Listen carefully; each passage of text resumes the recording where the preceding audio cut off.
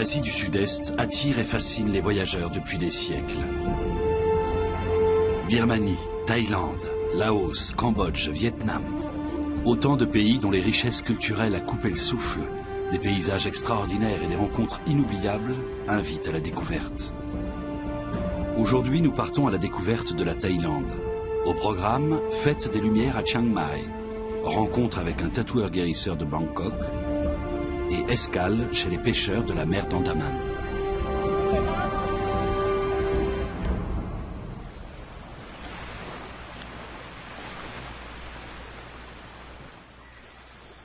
À la frontière du Laos et de la Birmanie, le nord-ouest de la Thaïlande est une zone montagneuse couverte d'une épaisse forêt de moussons.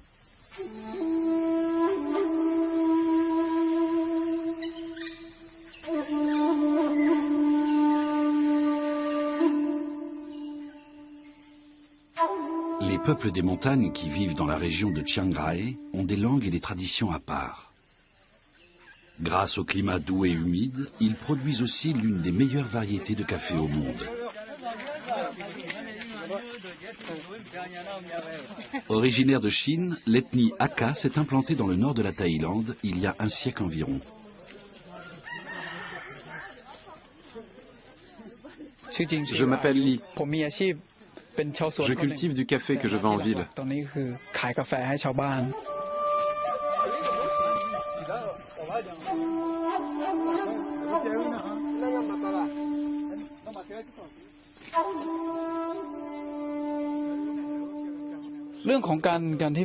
Dans la filière café, la culture et la récolte sont déterminantes. Seul un travail très rigoureux permet d'obtenir un café de qualité. Si l'on veut produire une bonne fève, il est donc essentiel de faire appel à des professionnels chevronnés. Les Hakka ont toujours eu un talent particulier pour cultiver les fortes pentes et exploiter l'humidité du brouillard ambiant. Jusqu'à une date récente, ils ignoraient pourtant que ce climat était idéal pour la culture du café.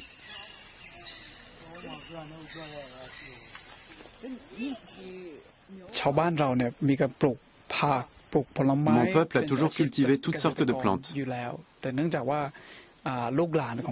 Ça fait partie de notre mode de vie et c'est notre source de nourriture. Le problème, c'est que l'école coûte très cher en Thaïlande. Nous nous sommes donc lancés dans la production de café dans l'espoir d'offrir une meilleure éducation aux enfants du village. Dans sa famille, Lee Ayuchupa est le seul à avoir fait des études supérieures. De retour de l'université, il a créé son entreprise de production de café.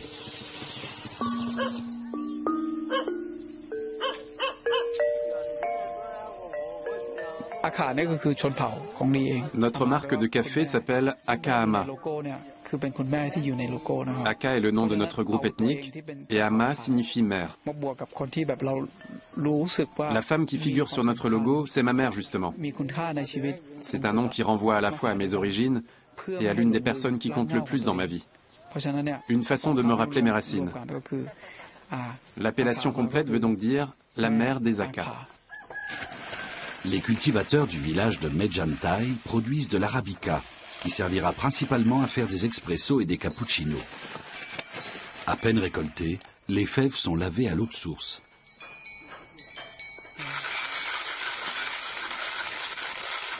Je vais vous dire quel goût doit avoir un bon café. Un peu amer, légèrement acidulé, mais avec une finale sucrée. Il faut pouvoir sentir la nature dans ses arômes de fleurs et de noix. Ça, pour moi, c'est un bon café. Sa qualité se mesure à la complexité de ses notes gustatives et à la rondeur de sa saveur.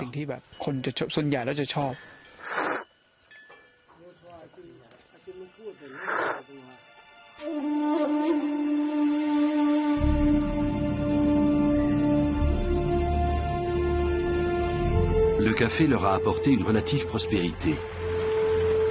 L'expresso se vend bien et à bon prix à Chiang Mai, où Lee écoule ses fèves. Il faut compter 6 heures de route pour le trajet. Chaque semaine, à bord de son pick-up tout-terrain, Lee fait ainsi la navette entre le calme de la montagne et l'effervescence de la ville.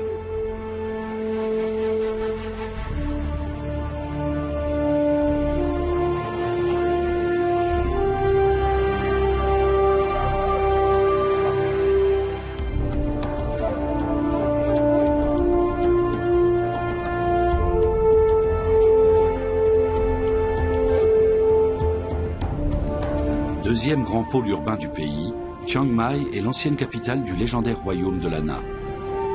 D'innombrables temples et statues de Bouddha rappellent cette lointaine époque.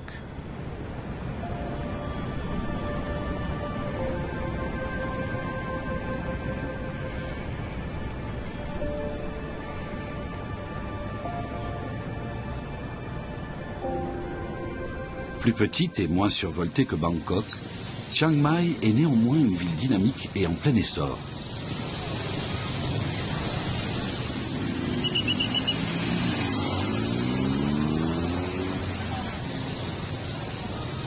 Son atmosphère à part et ses sites historiques attirent de nombreux visiteurs.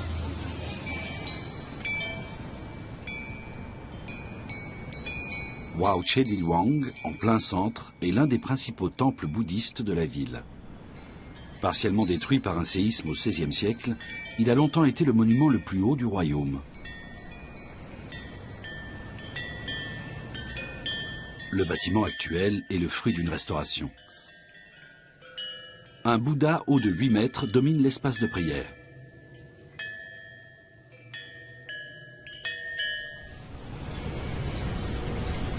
Mi-novembre, Chiang Mai se prépare pour Loy Krathong, la fête des Lumières. Dans toute la ville, on se réunit en famille pour fabriquer de petits bateaux appelés Krathong.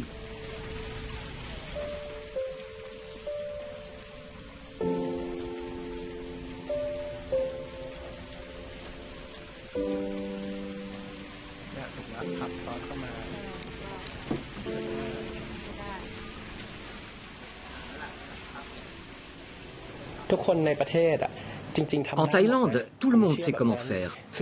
Je revois encore ma mère fabriquer des krathong. J'ai appris en la regardant.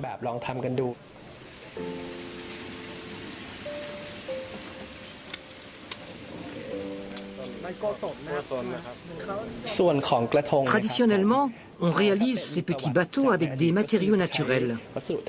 Un morceau d'écorce de bananier sert de coque et on ajoute des feuilles de bananier et des fleurs en décoration.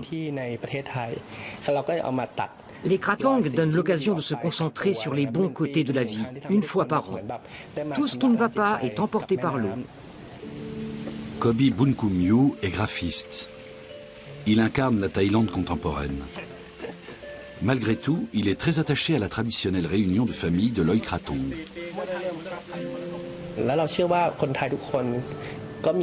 Les Thaïlandais aiment l'harmonie et l'équilibre. Nous nous préoccupons les uns des autres et nous essayons de vivre en bonne intelligence. La famille joue un très grand rôle pour nous.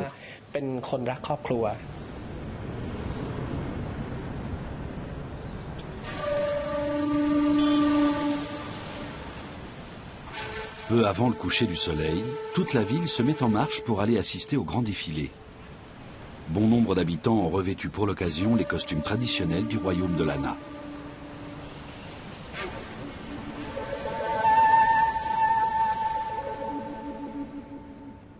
Tous se pressent au bord de l'eau pour faire voguer leur krathong.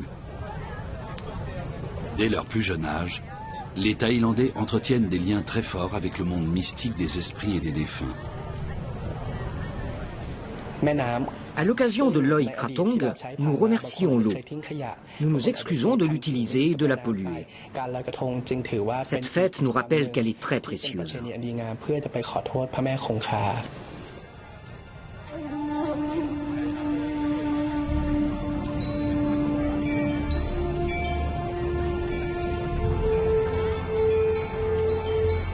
Chacun envoie au fil de l'eau ses souhaits, modestes ou ambitieux, et allume des bougies en l'honneur de Bouddha.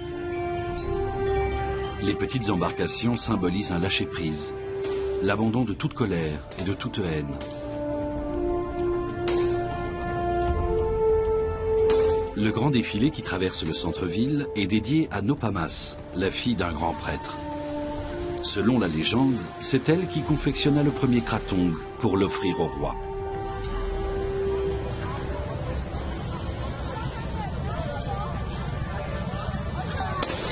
Ce soir-là, des millions de lampions en papier de riz s'élèvent dans le ciel de Thaïlande. Un rituel de purification avant un nouveau départ.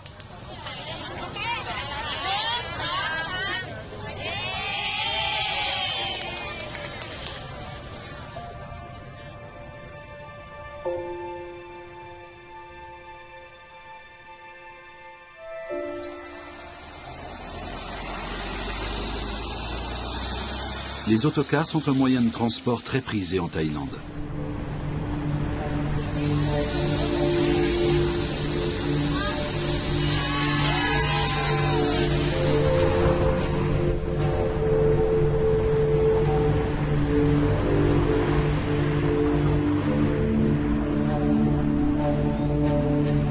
En route vers le sud, nous longeons des rizières luxuriantes.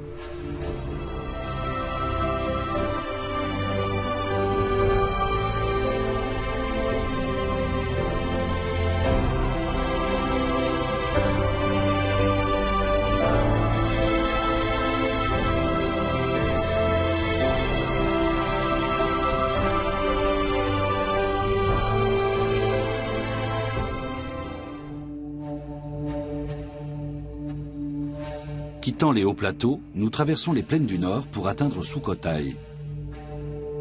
L'ancien royaume du même nom est l'ancêtre de la Thaïlande actuelle. C'est ici, au XIIIe siècle, qu'ont été jetées les bases de la culture, de la religion et de la société moderne.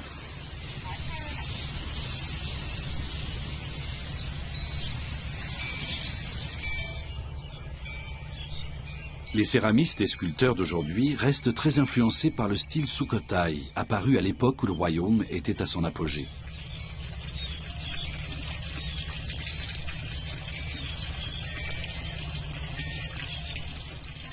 Je m'appelle Anyana Pompet et je vis à Sukhothai. Je suis céramiste dans l'atelier familial.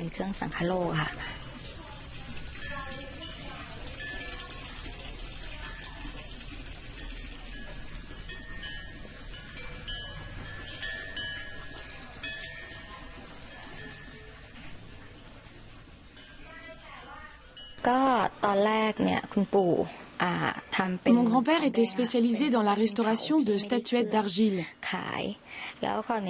On venait chez lui pour faire réparer des figurines abîmées. Mais il regrettait de ne pas pouvoir conserver une trace de son travail pour ses descendants. Un jour, il a donc eu l'idée de copier les statuettes qu'on lui confiait. Peu à peu, il en a fait une petite entreprise. Nous avons perfectionné sa technique de fabrication et nous réalisons des statues de figures mythologiques dans le style traditionnel.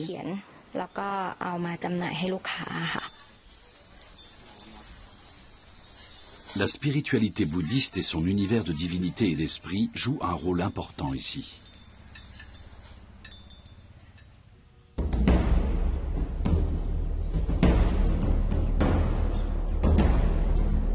Beaucoup de Thaïlandais prêtent un caractère sacré aux ruines de Sukhothai.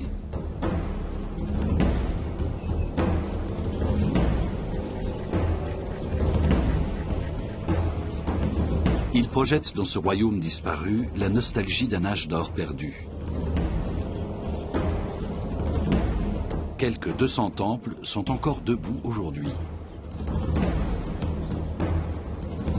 Le sourire des Bouddhas témoigne, dit-on, de la douceur de vivre sous l'air de Sukhothai.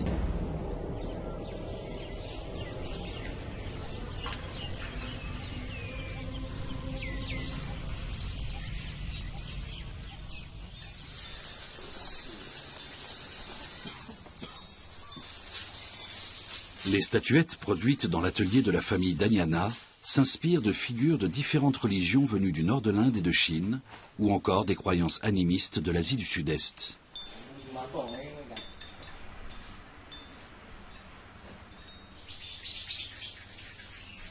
Ganesh, le dieu à tête d'éléphant, est présent chez beaucoup de Thaïlandais, à la maison comme au travail. Le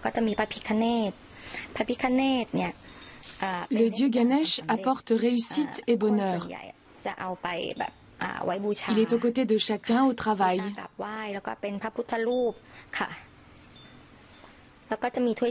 C'est une créature fantastique, issue de l'hindouisme, mais les bouddhistes en ont eux aussi fait leur protecteur. Ces statuettes plaisent beaucoup. Nos assiettes ornées de motifs connus de Sukhothai sont également très populaires.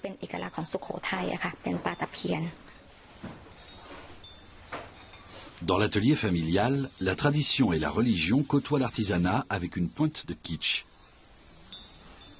Un mélange que l'on retrouve dans beaucoup de domaines de la vie thaïlandaise, un peu partout dans le pays.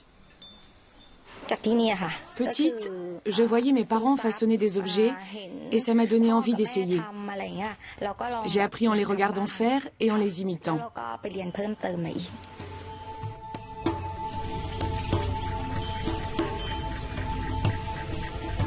Contrairement à ses voisins, la Thaïlande n'a jamais été colonisée. C'est une source de fierté pour ses habitants qui ont baptisé leur patrie « Pays de la liberté ».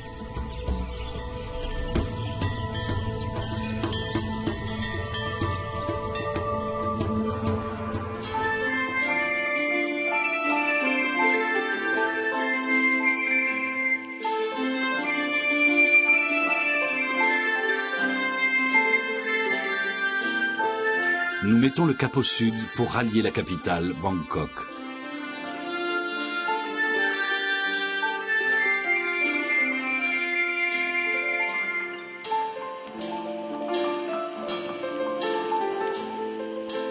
« 6 ou 7 heures de voiture nous attendent.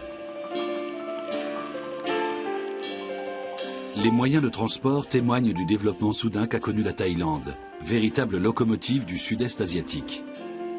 Les autocars vieillots et les tricycles à moteur se font rares sur les routes.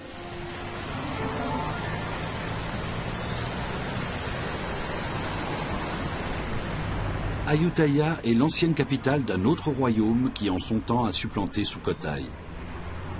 Il y a quelques années, les éléphants servaient encore de bêtes de somme ici. Désormais, leur présence suscite surtout la nostalgie. Bangkok, la capitale, est parcourue de larges voies navigables et compte plus de 7 millions d'habitants. Son nom, qui signifie littéralement « village des pruniers », n'a plus grand-chose à voir avec la réalité d'aujourd'hui.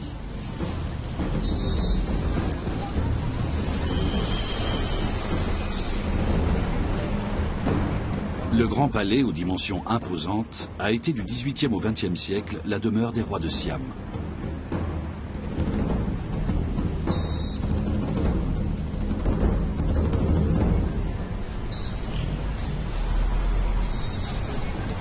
De petits temples et sanctuaires se dressent à tous les coins de rue, comme pour inviter les passants à prier.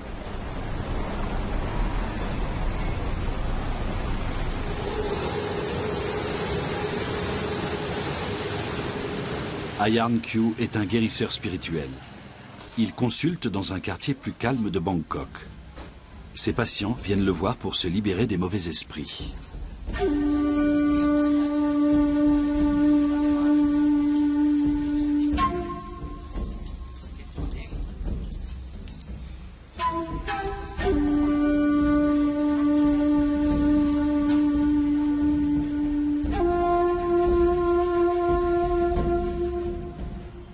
Au moyen d'une aiguille chauffée et d'encre noire, il réalise des sakyant, des tatouages sacrés destinés à préserver du malheur.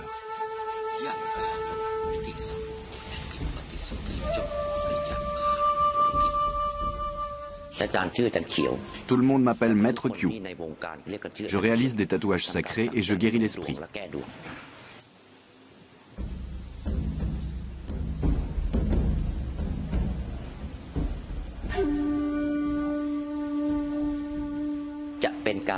Je convoque les ancêtres du patient pour qu'ils lui communiquent une énergie positive.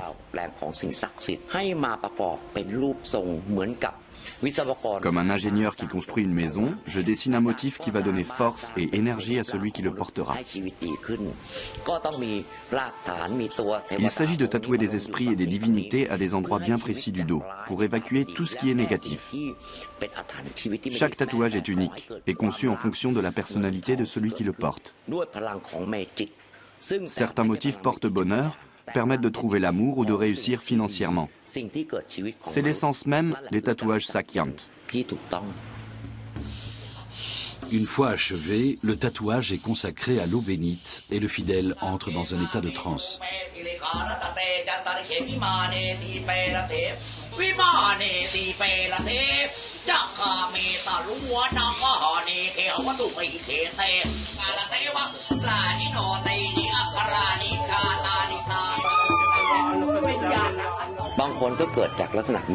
Parfois, je recharge vraiment les batteries de la personne qui vient se faire tatouer. J'insuffle une énergie positive dans son corps et le patient réagit, se montre réceptif. S'il est capable de recevoir cette énergie, il lui arrivera beaucoup de bonnes choses. Ayarn Kyu a reçu de nombreuses distinctions. Sa salle d'attente est toujours pleine. Les fidèles viennent le voir dans l'espoir d'améliorer leur quotidien, de se purifier et de se prémunir de la magie noire. Ancien avocat, Maître Kyu a complètement abandonné sa carrière initiale.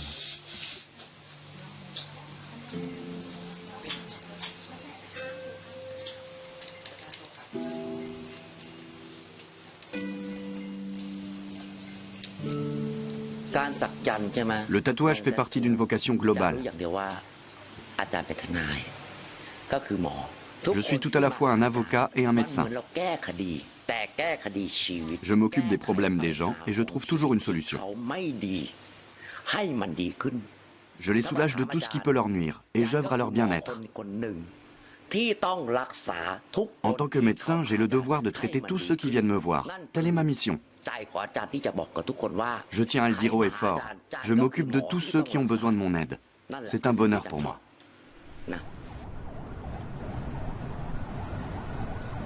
Sur la rive droite du Chao Phraya, l'un des grands fleuves de Thaïlande, se dresse Wat Arun, le temple de l'aube.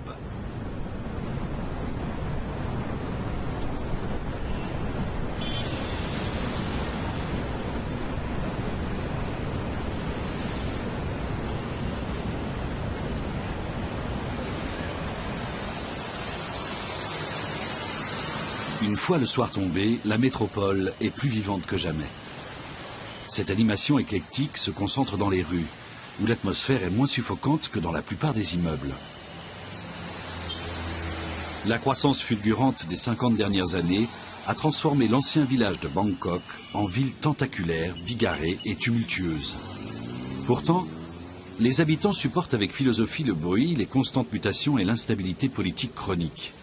Tout le monde est ici ouvert, cordial et détendu. Comme Pianout Sonem, 21 ans, que nous rencontrons dans un marché nocturne. Comment est la vie à Bangkok? J'aime beaucoup cette ville. Il y a tellement de choses à voir. Les magasins, les petits restaurants ambulants. Le soir, c'est très animé. J'aime bien flâner avec mes copines dans les petites rues. Il se passe toujours quelque chose. Tout le monde est de bonne humeur et on ne s'ennuie jamais.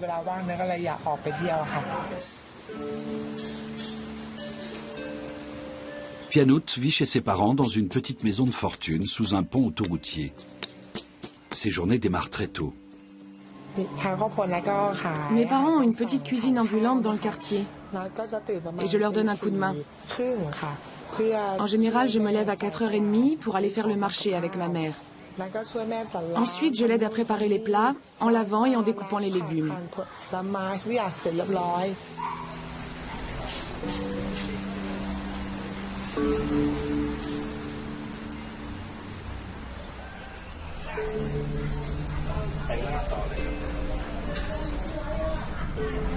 Puis, c'est l'heure d'aller en cours.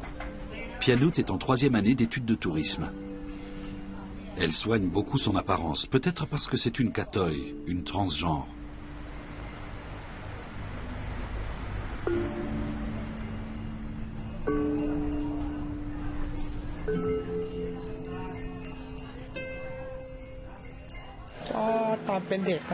J'ai grandi dans une famille nombreuse composée de beaucoup de filles et de femmes. J'étais le seul petit garçon et j'étais constamment entouré de femmes. D'ailleurs, mes amies étaient principalement des filles. J'ai commencé à me maquiller avec elles. Et petit à petit, je me suis rendu compte que je n'étais pas un garçon en réalité.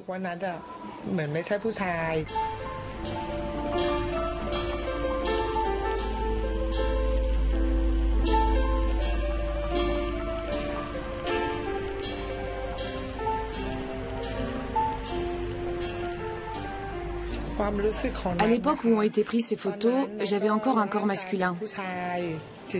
Mais je savais déjà au fond de mon cœur que j'étais une fille.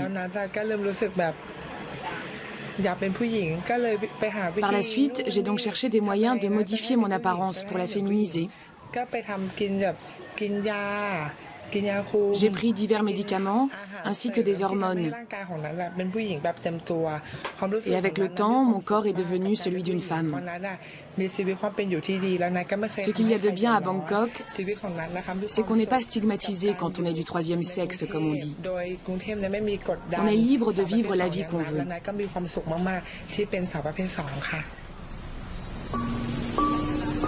De nombreuses femmes à Bangkok sont en réalité des transsexuelles. Au pays de la liberté, les personnes transgenres sont mieux acceptées qu'ailleurs et les minorités sexuelles bénéficient d'une plus grande liberté.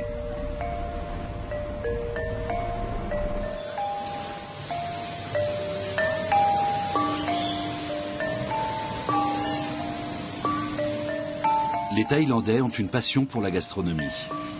Partout, on croise des étals de fruits, des cuisines ambulantes et des petits restaurants. La cuisine traditionnelle thaïlandaise a aujourd'hui conquis la planète. Mais quel est le secret de ce succès?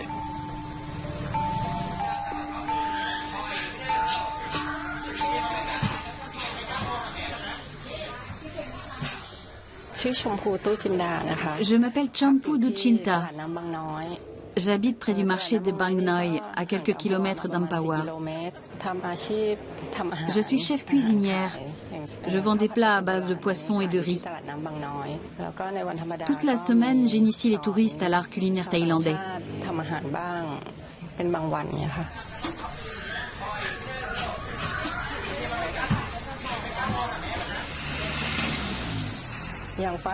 Les Thaïlandais ne mangent que rarement dans les fast-foods et ils reviennent toujours à la cuisine traditionnelle. Elle est bien meilleure et si finement épicée. Mes compatriotes apprécient les plats qui mêlent des saveurs très différentes.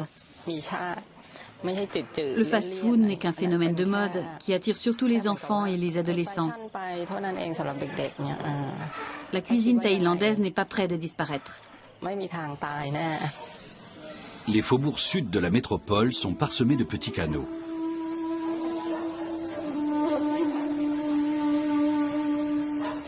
Ces quartiers, où le temps paraît suspendu, ont gardé toute leur authenticité. C'est ici qu'est établi Champu. À l'origine, la cuisine thaïlandaise se composait uniquement de riz et de poisson, car l'essentiel de la population vivait au bord de l'eau. Le poisson grillait ou cuisait à la vapeur, puis il mijotait avec les légumes. Mais les mouvements de population ont introduit chez nous d'autres influences. L'Inde nous a par exemple apporté beaucoup d'épices, qui ont à leur tour fait naître de nouvelles saveurs dans notre cuisine.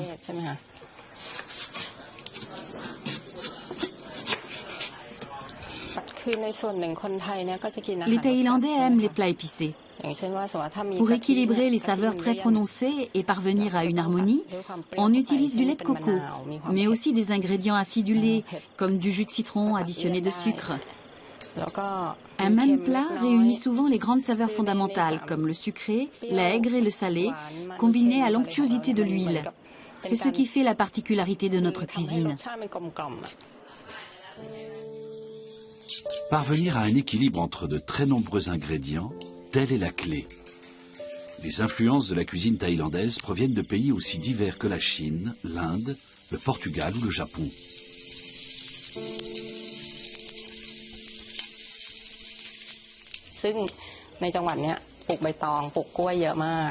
Nous sommes dans une région où les bananiers et les cocotiers poussent en abondance.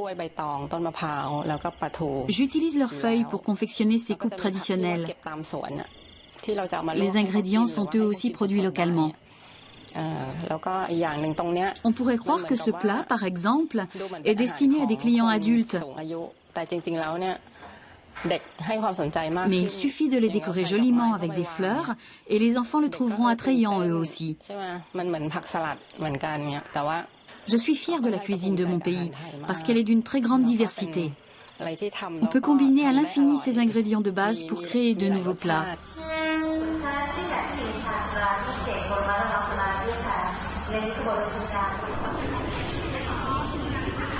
des sièges réservés aux moines. Des coiffeurs qui manient les ciseaux sur le quai. De grands ventilateurs qui pulvérisent de l'eau pour atténuer la chaleur.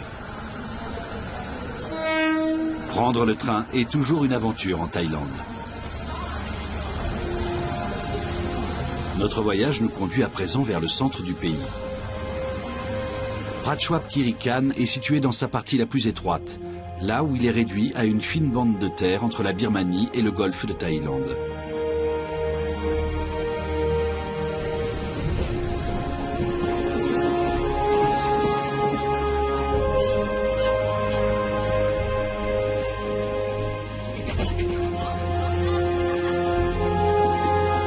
Dans ce climat plus tropical, l'air est chargé d'une humidité et d'une chaleur plaisante. Ici, les plantations de cocotiers s'étendent à perte de vue. Le roi des arbres doit son surnom à son élégante stature, mais aussi à son importance économique. Le secteur de la noix de coco fait vivre de nombreux Thaïlandais.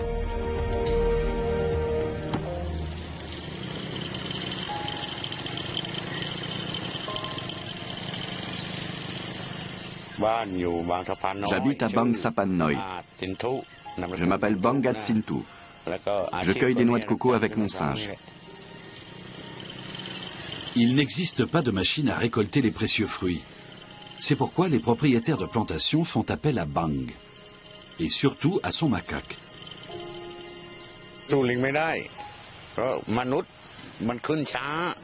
Un homme serait bien incapable d'en faire autant. Les singes sont agiles et travaillent très vite. Ils peuvent sauter d'arbre en arbre sans redescendre à chaque fois. Aujourd'hui, Bang est sur le terrain avec Quan, le plus performant de ces macaques cueilleurs de noix de coco. L'animal n'a pas peur des colonies de fourmis installées dans la cime des arbres. Au sol, Bang doit prendre garde aux araignées qui tissent des toiles de plus d'1 mètre de diamètre entre les palmiers.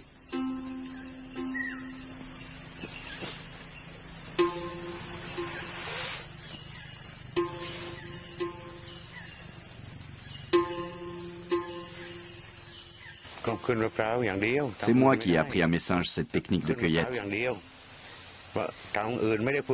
Une fois dans l'arbre, ils savent comment ils doivent faire pour tourner les noix de coco pour qu'elles tombent au sol. Ils peuvent aussi reconnaître les noix mûres. Et ils ne touchent pas à celles qui sont vertes ou passées. Le dressage des macaques pour la cueillette des noix de coco est une vraie gageure, réservée à quelques initiés. Les singes doivent ainsi apprendre à obéir à la voix humaine ou encore à ne pas emmêler leur laisse dans les palmes, ce qui obligerait leur maître à escalader le tronc pour les dégager.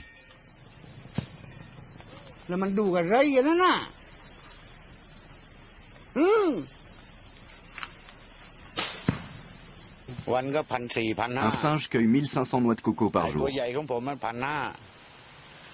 Un homme en récolte 300, et encore c'est vraiment le maximum. Entre autres parce que nous sommes trop lourds. Un macaque atteint à peine 10 kilos, tandis qu'un homme en pèse plusieurs dizaines. C'est aussi simple que ça.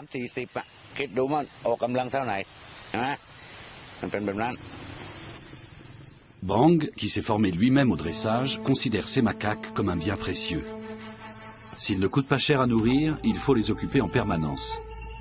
Pour eux, la cueillette est un jeu, mais il est impératif que le courant passe avec leur dresseur, sans quoi ils perdent toute envie de se dépenser.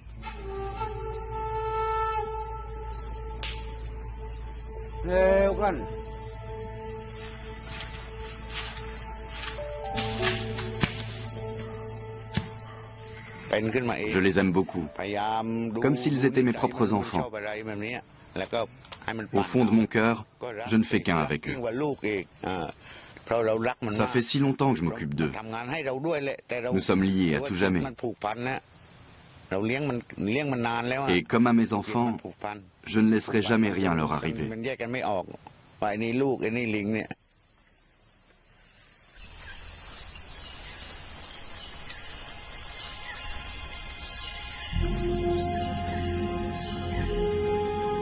La noix de coco est l'une des principales filières agricoles de la Thaïlande.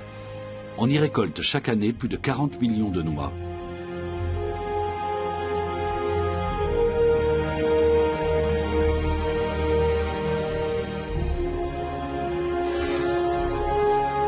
Retour à la gare de Prachuap Khiri Khan sous une averse tropicale. Nous reprenons le train, toujours vers le sud.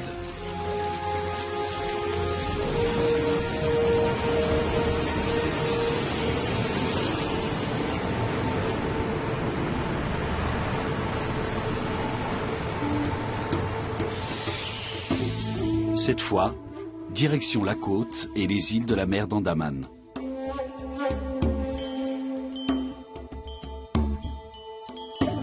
À partir de Surat Thani, nous poursuivons par la route.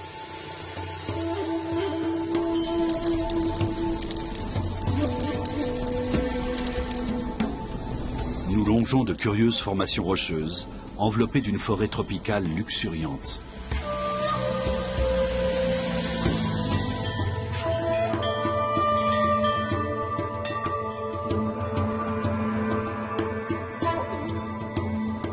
La côte de la mer d'Andaman connaît des marées de grande amplitude.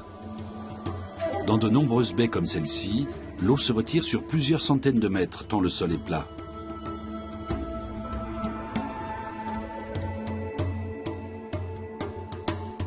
Le littoral est bordé de mangroves. Les arbres de cet écosystème tolèrent parfaitement l'eau salée dans laquelle baignent leurs racines. Un biotope remarquable prospère ainsi à la jonction de la terre et de la mer, tout en protégeant la côte de l'érosion. Le sol est particulièrement fertile.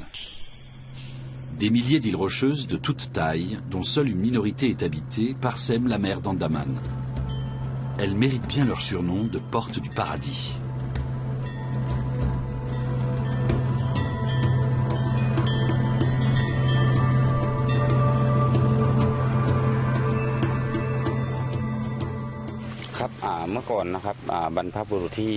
J'ai grandi ici et cette région est chère à mon cœur.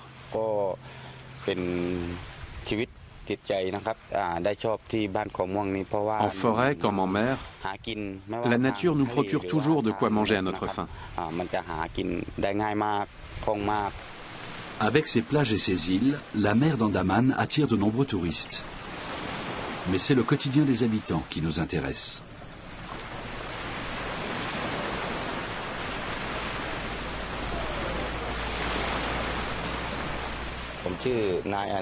Je m'appelle Anusha Yomkit. J'ai 30 ans et je suis pêcheur.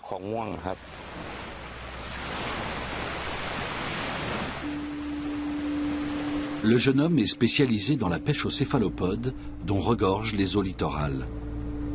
Quand vient le soir, il embarque avec ses collègues.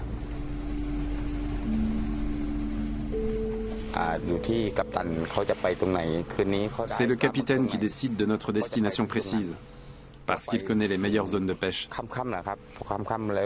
Dès qu'il fait nuit, on allume nos lampes et on se met au travail.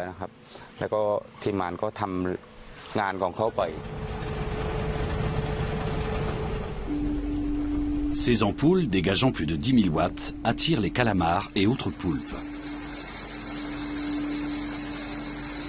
Mais la haute saison est presque terminée. Inutile de s'attendre à une pêche miraculeuse cette nuit. Les hommes ne sortent même pas leur filet et préfèrent lancer leur ligne.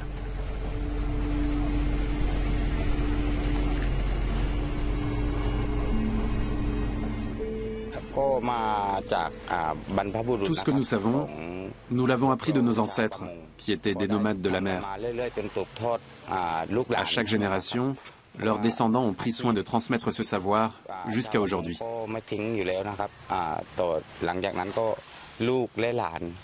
Cela vaut également pour nos bateaux. Ils ont une durée de vie de plus de 30 ans et se lèguent de père en fils.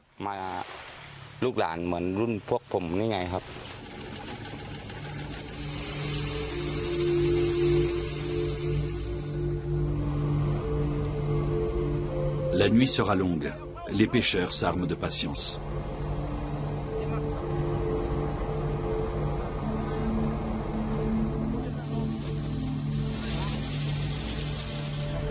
Quelques crustacés, un poisson-coffre, le butin est maigre. Mais demain est un autre jour et Anoucha raisonne à plus long terme.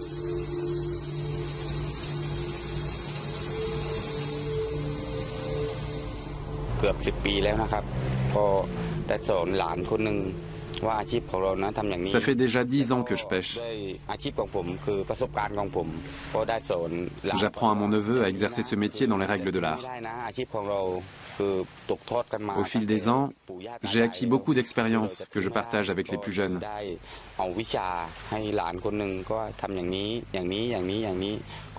J'en profite pour leur faire comprendre qu'il ne faut pas laisser perdre ce savoir-faire qui nous vient de nos ancêtres. Les enfants apprennent très vite. Comme nous, ils grandissent dans le milieu de la pêche.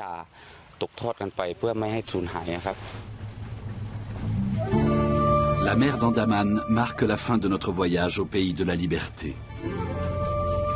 Si la Thaïlande fascine, c'est sans doute grâce à ses paysages d'exception, mais aussi grâce à ses habitants qui ont à cœur de perpétuer de fascinantes traditions ancestrales.